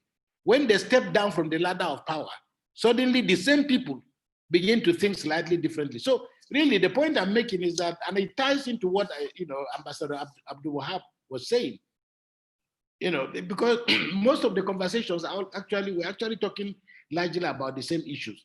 The spillover of why the consequences of the state not working. Now, of course, you, Ambassador Wahab, you talk about a truth commission. I had the honor of serving in Nigeria's truth commission. We've had a truth commission, and it did a very good job. But unfortunately, this is Nigeria. We believe that everything that happened in our country is not worthy of note, I find Nigerians who have not even read the report of the Truth and Reconciliation situation in South Africa, waxing lyrical about it, and many who have not even read, the proceedings of a Oputa panel, already condemning the document, without looking at it. But by themselves, these initiatives are mere administrative devices meant to enhance governance. But very often, as it happened even during the Oputa panel, no sooner did we finish handing a report, I've had the honor of being involved in about 4 or 5 different presidential initiatives in Nigeria. What always shocked me is to go back to the office of the Secretary of Government and to ask for a report of these initiatives. No sooner are they handed in than the table is cleared after the photographs have been taken. You go to look for the documents, you cannot find the reports. Now, elsewhere, these reports, these findings should be the subject of academic activities by researchers and so on and so forth. So when we talk about, we say, somehow you are saying, Ambassador Wahab, that it is others who are making us our enemies. If you ask, who are really our enemies? There is a saying in Hausa, if your wall has no crack, a lizard will not enter your house. We have created the conditions by which people feel the way they feel about us. Because if you sit in a room with Yorubas and an Igbo man is not there, you hear what they have to say about the Igbo man. If you sit in a room with Igbos and a Hausa man or a Fulani man is not in the room, you will be shocked to hear what people have to say.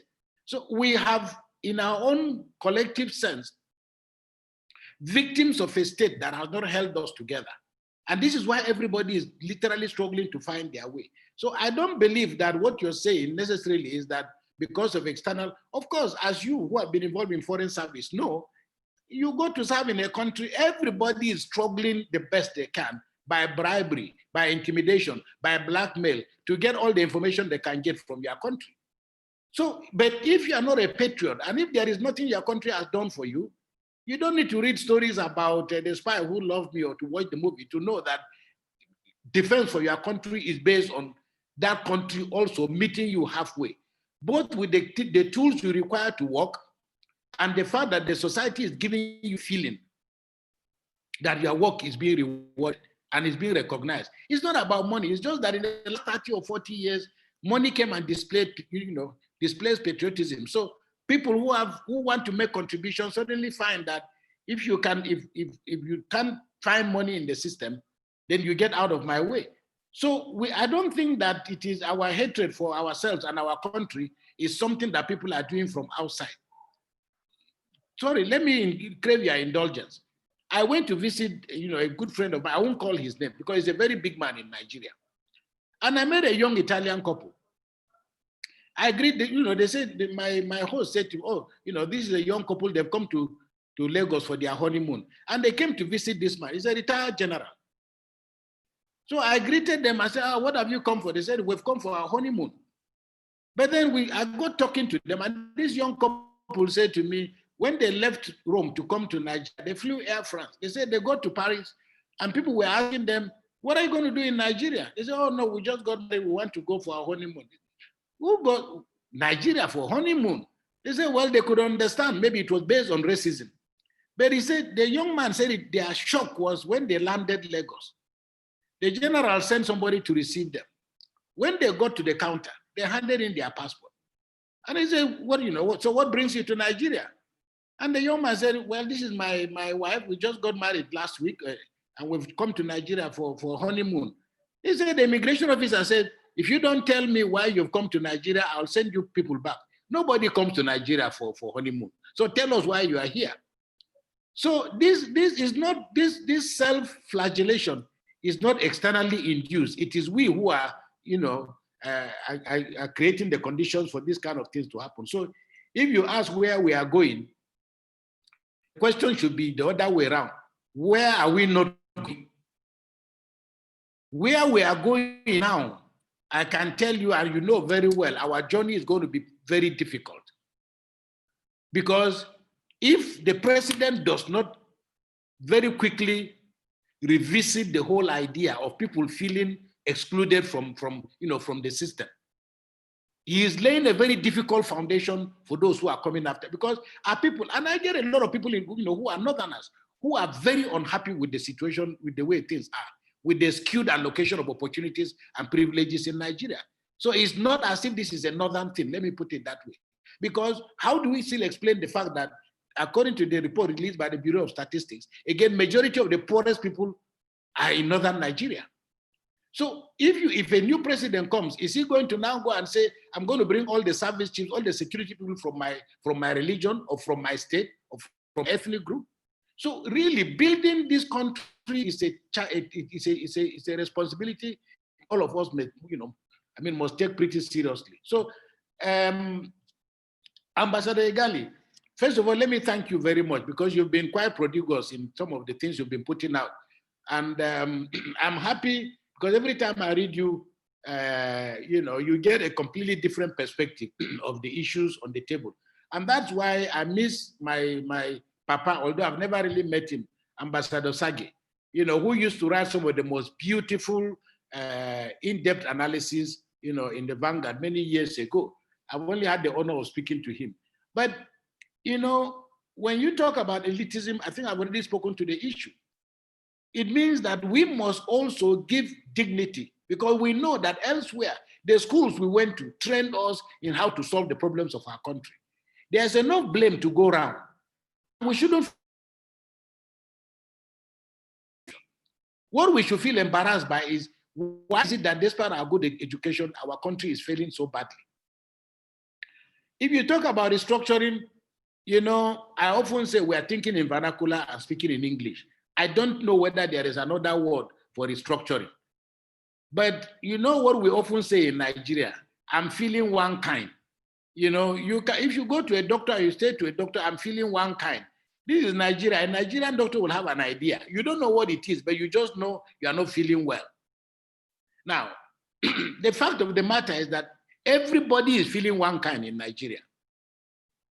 Whether you say the one restructuring or whatever it is, by God, whatever it is, what we have now isn't working. It's not working for the majority of the citizens. There is a joke about a woman who was at a demonstration. People were demonstrating over something. I think she was just angered by something. So she saw the demonstration. She felt she wanted to just let out her own frustration. So she was shouting. The journalist saw how she was perspiring. The journalist went to her and said, Madam, I see you're very, very excited about this. What really is it that is paining you in this demonstration? She said, look, I don't know what they are demonstrating about, but whatever it is, I'm against it. Now, there are many of us who feel that whatever it is, by whatever language you want to employ, we don't feel happy with Nigeria the way things are now. Of course, it's not the business of the country to make everybody happy.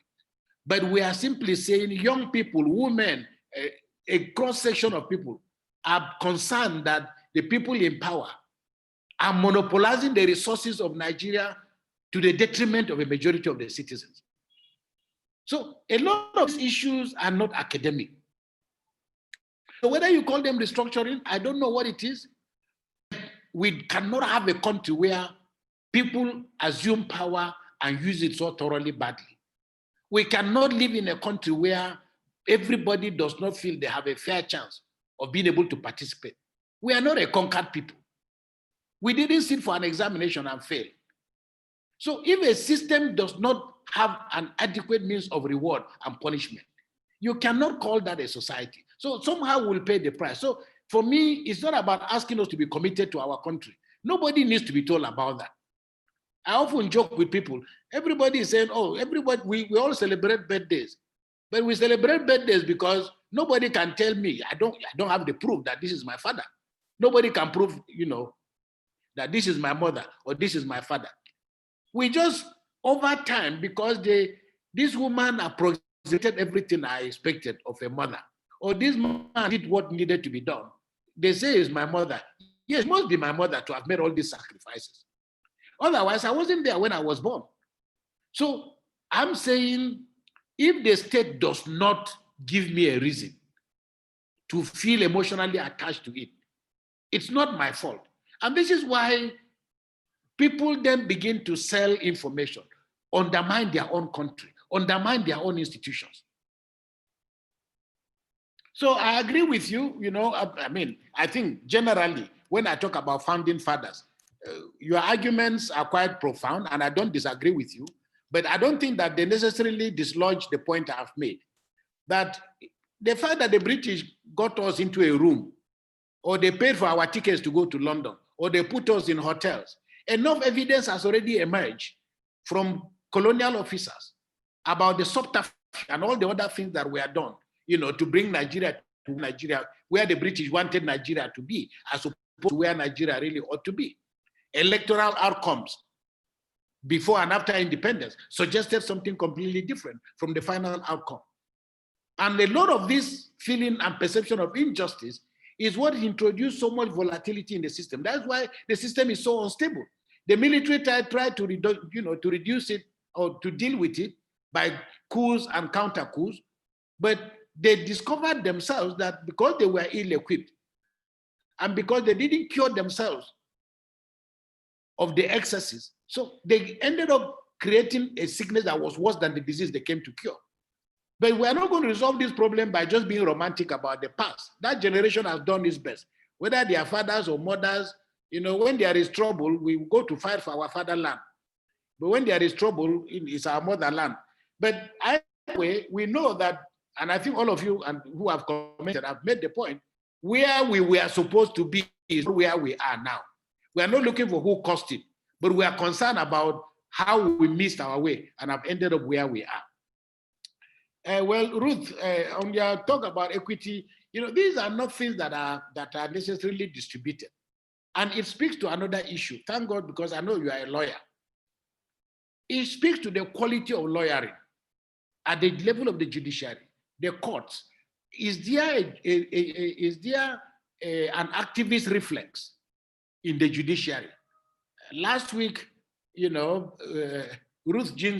Justice Ruth Ginsburg just died. You can see from the reaction of the international community beyond the United States of America. Now, she was famous for the fact that she became known as notorious because she always had a way of looking at the issue slightly differently from what was popular. The problem is that those who are privileged, if you are standing on a platform of privilege, it takes a lot of courage to have a third eye to see where injustice is being perpetrated. And this is why nepotism is so dangerous. This is why when you recruit people based on religion affiliation, or even based on gender, or based on whatever, it is dangerous for the system because it diminishes the system, but it also creates tension, and others don't feel that they belong to the same system. So for me, the issue of equity is directly related to the ability of lawyers, the judiciary, to continue to assault the program of injustice. Of course, if you look at chapter 2 of our constitution, it reads like a Catholic catechism. It has all the ingredients of what we need to build a good society. Why is that good society not here? These are some of the questions. Now, Ambassador Akinsanya, thank you. Well, You talk today about the question of the nation state. Basil Davidson, one of the foremost scholars on Africa, the Oxford professor, wrote a book titled The Cost of the Nation State in Africa. Now, every ethnic group in Nigeria has become a nation now. That's a result of people's resentment with what has come of the state now. In the last 20 or so years, the state has become a liability for many developing countries. It's become a platform of tyranny and oppression because the capacity and the willingness of those who operate the system to deploy the institutions of state to favor particular outcomes. This is what leads to electoral violence. We've seen a bit of this. It began to slow down. People have been celebrating Edo because it was not Oshun, it was not Kogi. So really the question is, it's not a matter of which system is going to work best for us. Where we are now, you raise a very fundamental question, which is there a mutual contradiction between development and democracy? Can you use democracy to develop, or do you have to wait until you've developed? Well, there is a saying, and I hope I can get it right, that the democratization of development, leads to the development of democracy. The democratization of development leads to the development of democracy. That is, if you spread the benefits of democracy wide enough, you will encourage more people to invest emotionally in democracy itself. As to whether you have a trad democracy, again, these are fundamental questions. Politicians like to bandy something before traditional rulers. And we are all here debating about, we need to find a role for traditional institutions and so on and so forth. I don't know anywhere in the world where we are having this argument of the relationship between feudalism and democracy. But the history of democracy suggests that in the 18th, 19th centuries, democracy was built on the debris of feudalism, not the other way around. But because there's a lot of hypocrisy, I mean, everybody, you become a governor and you are still chief. You become a president and you are still chief. You become a senator and you are still chief. Well, you can understand why in this kind of trado-African environment, we can never really address the issues of corruption.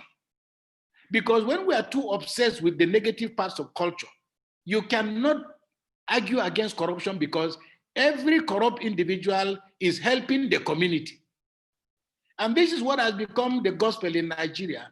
This is why there's very little energy and very little incentive left at the center, because everybody is doing the best they can to steal from Abuja and take home.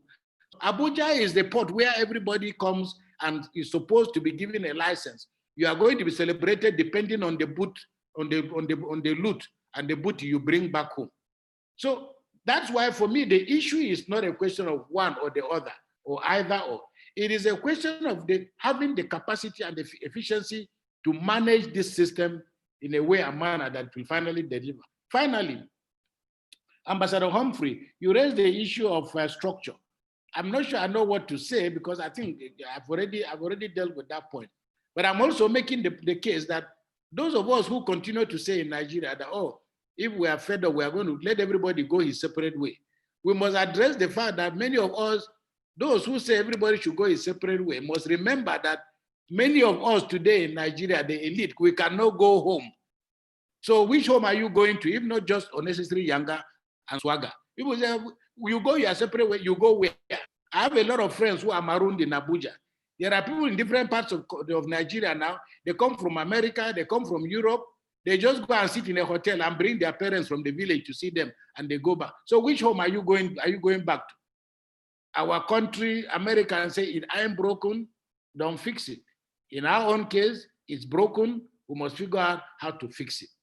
Finally, I want to thank you, but also to say that Ambassador Keshi, I'm going to be reaching out to your association. We have the Kukah Center, which I'm going to come back to you because I had people like you in mind when we were setting up this center. So many encyclopedia buried. I can see Ambassador Humphrey's background, the books. People like Ambassador Lesemeka, I don't know what kind of library, all of you all over the place would know. My hope is that when I come knocking on your door, for collaboration with the Kukah Center, I will find an open door. Thank you very much. Thank you, and God bless you. Thank you, my Lord. Before we let you go, there are still two speakers who, if you don't mind, we are going to ask to join us and make very short contribution. Christy Mbonu, if you are on, please, we want to give you the floor again. I hope your devices are there. Christy, you have the floor again. Okay.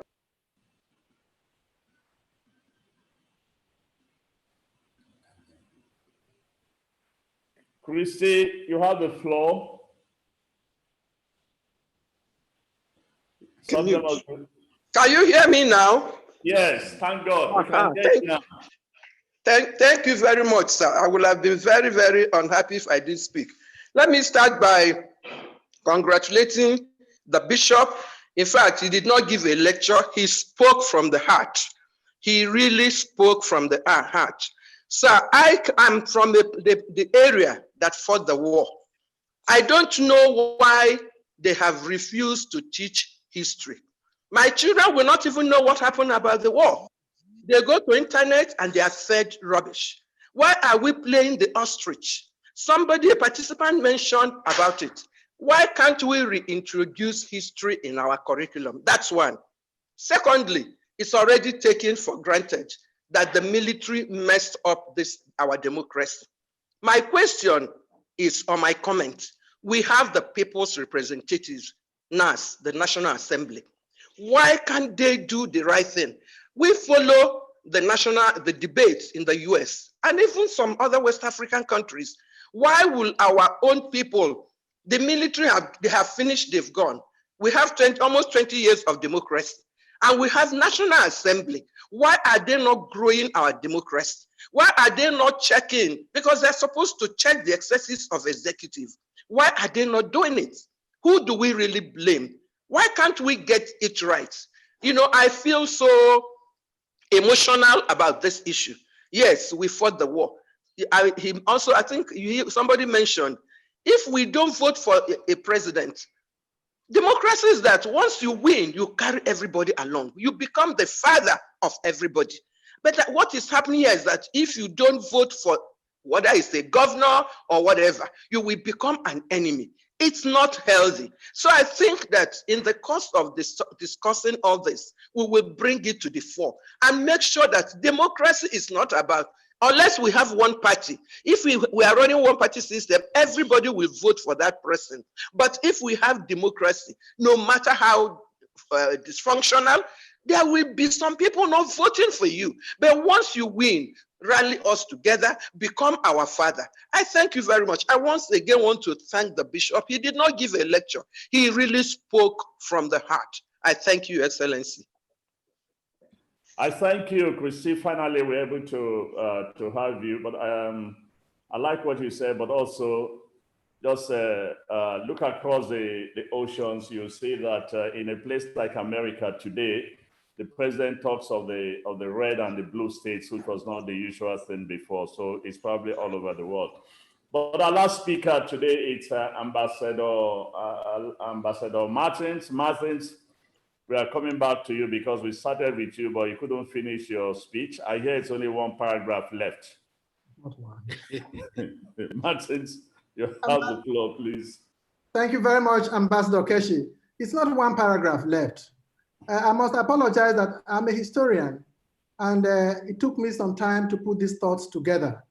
And I feel what we're doing now really is for records and also for necessary action, to use the civil service cliche. But please bear with me. Let me read through what I wrote about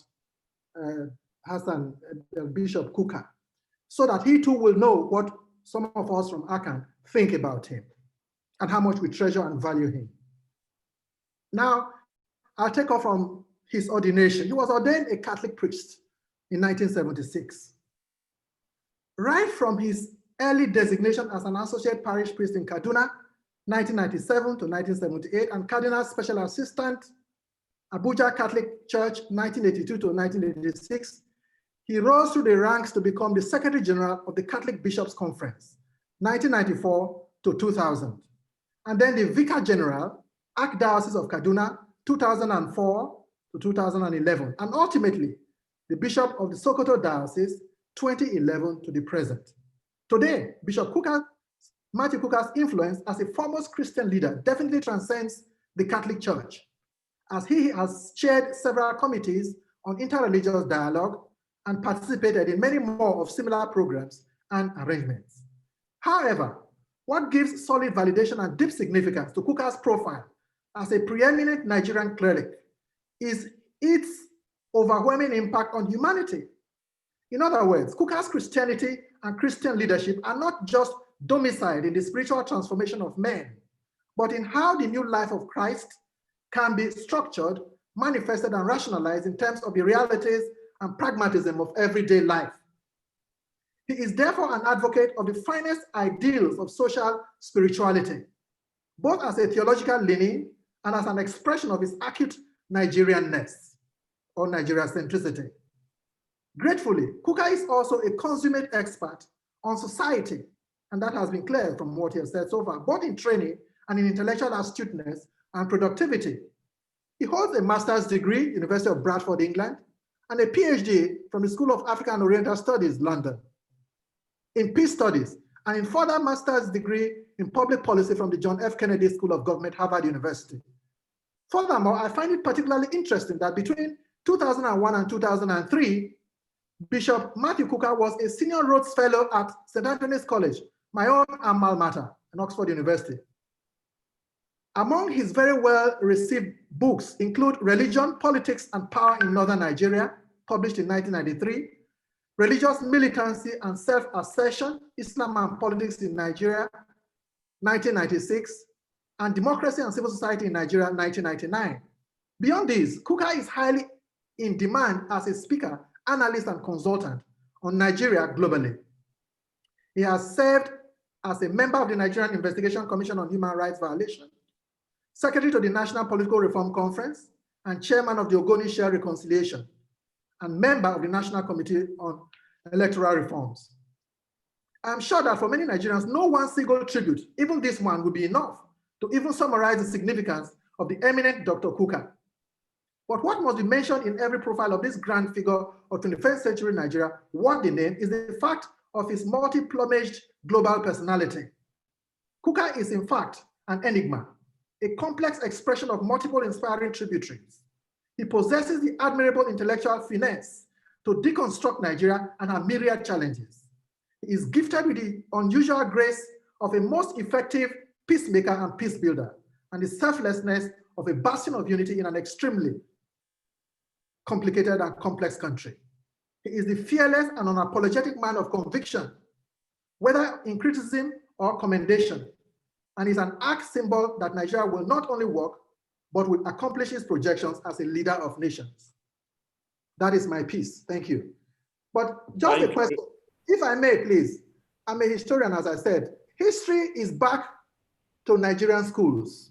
That's the happy news, and I think one of my colleagues referred to it. So let us not bemoan anymore the disappearance of history. History is back in the teaching of secondary schools.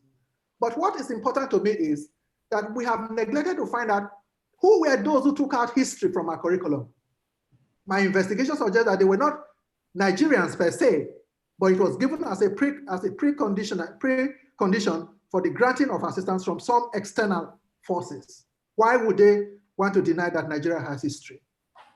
As I said several times, Lord Trevor Roper did remark that Africa has no history, and that the history of Africa is nothing but a gyration of some primitive and barbarous tribes in some picturesque corners of the globe. The rest is darkness, and darkness is not the subject of history. Why did they have to prove that? Just to show that you do not exist. Why would you think that their views today are different from what it was then? That is one of the questions that we need to address, and perhaps it's a clue to diagnosing Nigeria's challenges and taking a bold stand by ourselves to deal with it. Thank you, Martins. Thank you very much. And at this juncture, I want to bring in Ambassador Akinsoya for the vote of thanks. Ambassador Akinsoya, our first Vice National President. Ambassador Akinsoya. Well, thank you, Mr. Moderator, Ambassador Keshi. Your Excellencies, the trustee and doyen, elders, Excellencies, ladies and gentlemen. We have listened attentively to the Lord Bishop, Matthew Hassan Kukah, the voice and the face of Africa. As I mentioned earlier, I heard him speak at the popular Tana series of lectures in Ethiopia, and it was a delight to listen to. He has given us a very good dose of the historical perspectives of where we are 60 years after independence, and our experiences on the faces of democracy, the challenges. And I think he did a good job here. I want to thank you, my Lord Bishop, for all that you've been able to tell us. This is the second in the series of our lectures as a way of preparing minds of information and knowledge sharing on what are those ingredients that leads to our foreign policy postures. And we are still going to have about 30 of them, but you have given us a full dose today, my Lord Bishop. And I want to seize this opportunity on behalf of the Association of Retired Career Ambassadors of Nigeria to thank you and to tell you that, yes, we will not give you up. We will open our doors to you. And we know you as a peace builder, as a peacemaker, and that you have succeeded in making elections a basis for governance, not a conflict issue. Well, thank you for all the roles that you are playing in Nigeria, in our country, and God will continue to bless you. Again, we thank all our participants at home and abroad that have listened to us, that have participated actively, and we hope you will continue to hook in for the next series of lectures until the 6th of October. Once again, thank you all.